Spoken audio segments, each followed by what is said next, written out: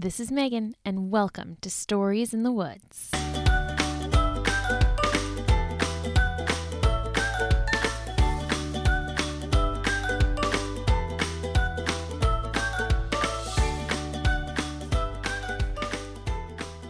Today's forest fact comes from Otis. My name is Otis, and I have a forest fact. Did you know that there's over 200 species of squirrels? 200? Wow! I never would have guessed it was that many. Oh, listeners, you'll never guess what I see out of my window right now. That's right, a squirrel. What is that little guy up to? He's trying to dig into our strawberry plants. I guess he must be collecting for the cold winter months coming. And that reminds me of a story. Okay, all you human and forest dwellers, are you ready? Here we go.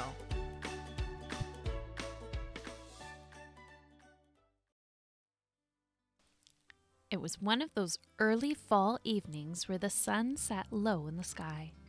The summer warmth still lingered, but a cold chill was now in the wind.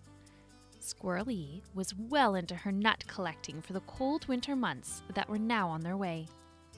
She had a system that she had perfected over the years that made her feel relaxed and ready for hibernation. First step, carefully climb a tree. Examine her surroundings for any sign of predators. Scurry, stop, scan, scan, scurry, stop, scan. Quickly collect the nut using her tiny pair of scissors she stashed in the satchel slung over her shoulder. Slide down the tree like her bushy tail was on fire and locate one of the 3 holes she had carefully selected and prepared for nut storage. Small nuts in one, medium in the next, large in the last. She loved sorting things by size. Precision, organization. She closed her eyes and sighed with pleasure. Yes, this was the only way to collect nuts for the season. Look out below! A voice called from above. Squirl E squinted up at the tree she had just climbed down, and her eyes grew wide. An object was barreling towards her. Eee! She squealed. She put her tiny paws over her head, and there was a mighty crash and someone groaning. That one will leave a mark, the voice said, and Squirl E peeked through her paws. A squirrel was grinning at her, one acorn hoisted on his hip like a basketball. Squirl E flapped her paws in distress. "You almost dropped that right on my head," she cried. The squirrel looked reasonably apologetic. Oh, sorry about that. Forgot my cutting tools at home, so decided to just launch myself at it to knock it off. Phew, good thing that worked out. I didn't really think it through, to be honest, Frank. "I'm not Frank," Squirl E said, confused. The other squirrel laughed. No, I'm Frank. Nice to meet you. He held out a paw, but Squirl E looked away. She didn't really like touching other animals. She tentatively held out a paw and lightly brushed Frank's hand and pulled away quickly. She would have to remember to wash her paws later. This squirrel looked like he rarely bathed, let alone washed his paws regularly. Whoa, nice stash, Frank exclaimed, looking at the meticulous pile Squirl E had collected. "Oh, yes," Squirl E lit up. She loved talking about her nut stash. "Organized by size, small, medium, large. Here is my map, noting their locations and tracking the number I have in each hole." She held up her map so Frank could see. He looked very impressed. "And your map?" Squirl E asked. Frank laughed again. No map for me. "But how do you know where your nuts are?" Squirl E scrunched her eyes up, confused. She carefully examined Frank. He sort of looked like her. He was obviously a squirrel, but he was stockier than her, and his tail wasn't nearly as impressive as hers. She was very proud and maybe the tiniest bit vain about her bushy, glorious tail. Well, I just kind of put them near things, like a rock that looks like a turtle, and I thought that was interesting, or I might put one near a tree. Or one time I buried a nut near this large round metal object, and then I discovered all these delicious snacks inside. But it smelled real bad, like, think skunk bad, but honestly, there was like this tasty block of cheese that someone had just left there. "Have no plan?" Squirrel E yelped. She hadn't meant to interrupt Frank, but she found this news deeply disturbing, and she now eyed this other squirrel with great suspicion. Something must be not quite right with him. I mean, it's not the same as your plan, but it works for me, Frank shrugged. Squirrel E shook her head. Nope, nope, nope. That's not right. I don't like that. Nope. Oh, Frank had a look on his face that Squirrel E couldn't quite place, but he wasn't smiling anymore. Well, nice meeting you. I've got to go. Good luck with your nuts. And he scurried away down the path. Squirrel E felt deeply unsettled. No, this was the only way to collect nuts. She spent the next hour carefully turning her nuts so they were all facing the same way until shadows started to stretch on the ground and she could feel fat raindrops starting to fall from the dark sky. Squirrel E could feel the shift in weather in her tail. It was very sensitive after all, and she hurried to her warm nest built in the branches of a large oak tree. She wiped her paws on the front mat and put on the kettle for a warm pot of tea. The fall storm raged outside. Rain pounded down. The wind howled and made the tree creak and groan in protest. Squirrel E curled up in her cozy armchair with the latest copy of Nut Organization Monthly, and eventually her eyes grew heavy and she drifted to sleep. When she woke, she stretched her cramped arms and legs, she ate a light acorn breakfast, and grabbed her satchel ready for another day of collection. The moment she poked her head out into the gray fall morning, however, she sensed something was not right. Not right at all. Disaster awaited. Her nuts were scattered in every direction from the fall winds. Yee! Squirrel E's little paws flew to her cheeks. All her work! Small was mixed with large, medium with small. This was going to take her hours to sort out. Her bushy tail drooped in devastation. It was very sensitive, after all. Ugh, yikes. Squirrel E dropped the nut she was holding and turned to see the odd squirrel from yesterday, Frank. Pretty nasty storm. Frank gestured at the nut mess. Squirrel E nodded sadly and stroked her tail. She did that when she was really upset. Want to help each other out? Frank suggested. Oh, no! Squirrel E shook her head. Frank was too different. He would make a big mess of her nuts, and she needed to do it on her own. He wouldn't follow her map. He would throw the nuts around. Again, Frank's smile disappeared. Oh, okay, well, good luck, he mumbled, and he scampered away. Squirrel E put her small paws on her hips and surveyed the mess of nuts. Oh dear, she thought to herself, where on earth should she begin? She picked up one of the nuts closest to her and spun it to examine for any cracks or damage. It looked fine, and she plunked it in the small nut pile. Then she paused and looked at it again. Her little nose twitched. Or maybe that was one of the medium ones? She picked it up and put it in the medium pile. No, she thought. She put it back in the small pile. 30 minutes later, she clasped her hands together in delight. Surely she'd made lots of progress. She looked around and her smile faded. 3 nuts? She had only sorted 3 nuts. Yes, rather fruitless efforts, I've observed. Squirrel E looked up to the tree to see another squirrel watching her. He was laying in the crook of the tree, delicately nibbling on a berry. He patted his mouth dry with a napkin he snapped out of seemingly nowhere. Reginald III, he dipped his head, of the winged squirrels. Squirrel E's eyes widened. Oh, a flying squirrel. She had heard of this mysterious cousin, but because they gathered and socialized at night, she had yet to meet one. Squirrel E wasn't sure what to say. It appears that perhaps you should have accepted your friend's offer, yes? Reginald's gaze was piercing. Frank? But he would ruin my system.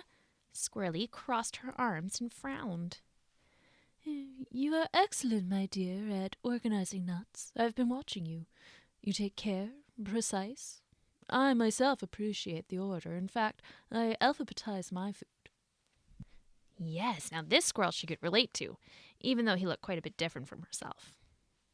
However, Reginald continued, I've also been watching this not a friend of yours, and He knows his stuff on the ground, darling. Being friends or helping each other has nothing to do with whether we are the same.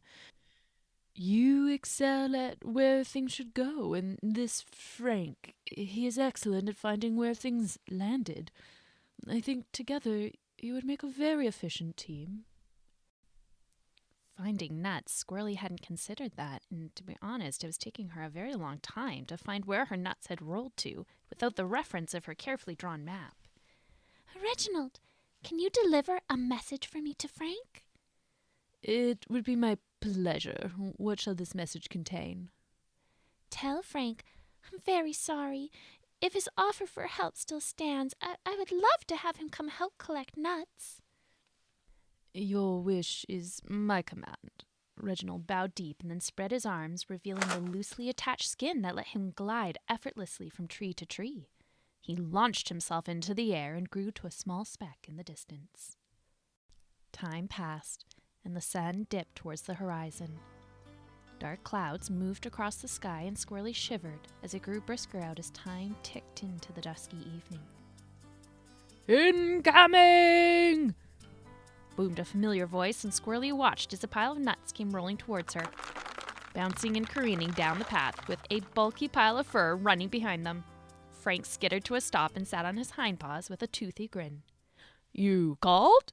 He asked. Oh, yes. Squirrely wasn't good at this type of thing.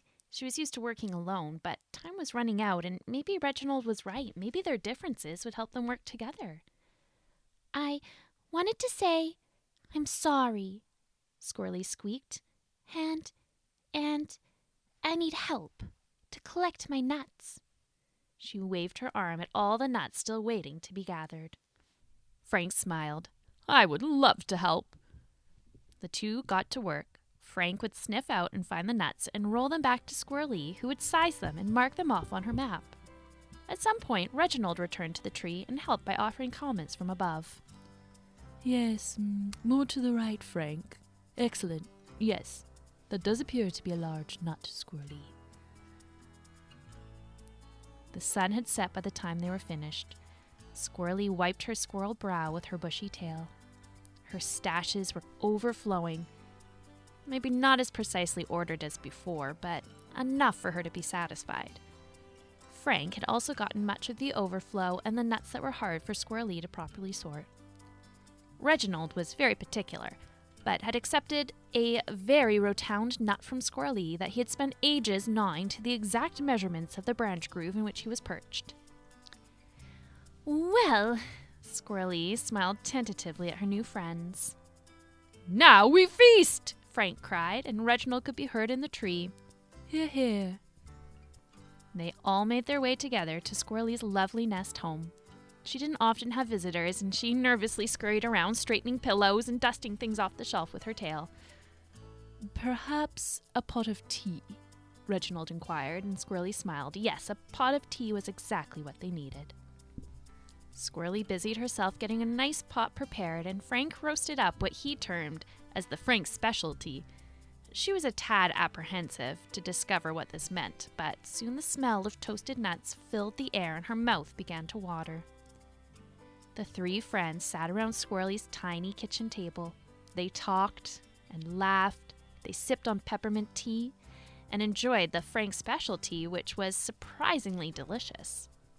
Squirrel E watched her new friends over the rim of her favorite red teacup and savored the warmth of the food and the company. This morning, she had only seen the differences between her and these other squirrels. It felt scary and uncomfortable. But tonight, she realized that different wasn't so bad. Sometimes, she thought, it was exactly what you needed.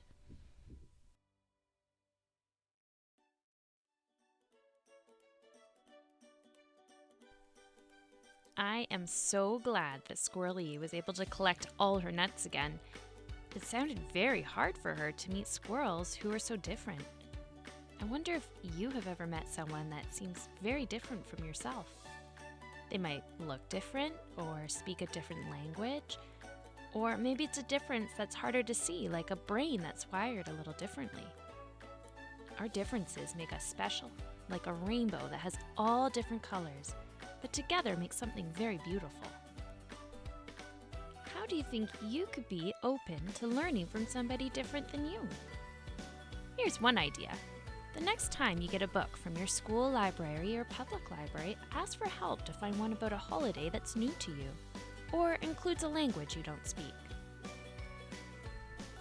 And here's a way to respond with kindness when someone shares something very unfamiliar with you. That's cool. Can you tell me more about it? You might want to avoid saying something like, that's weird, as that can be hurtful to others. We are all different, and that's what makes the world fun, interesting, and special. Just like Squirl E, you never know what friends are waiting for you if you're open to finding them. If you want to share your ideas or a story about learning about someone different from you, come visit me on my Instagram at Stories in the Wood Podcast. I would love to hear from you. Stories in the Woods are original stories by me, Megan Schmitz. Thank you to Otis for today's forest fact. If you'd like to send me an interesting fact about a forest plant or animal, please email me at storiesinthewoods@gmail.com. That's storiesinthewoods@gmail.com.